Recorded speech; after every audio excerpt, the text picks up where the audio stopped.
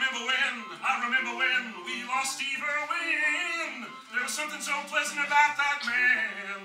His emotions found expression on his face. He was out there without a care, and he had to reach out and touch. But it wasn't because he didn't know enough, and the stingray he held stung him too much. Was Steve Irwin crazy? Was Steve Irwin crazy? And there's no... Steve wrestled crocodiles, Steve wrestled snakes. Steve was a man, Steve was not a fake. Steve wrestled a woman and loved the children they conceived. He was the crocodile hunter, and his name was Steve.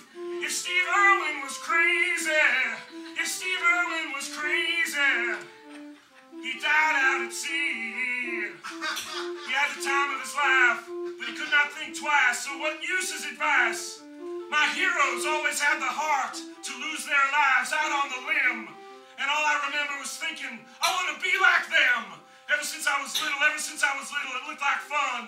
And if Steve Irwin was crazy, then I want to be crazy, just like Steve. I feel good.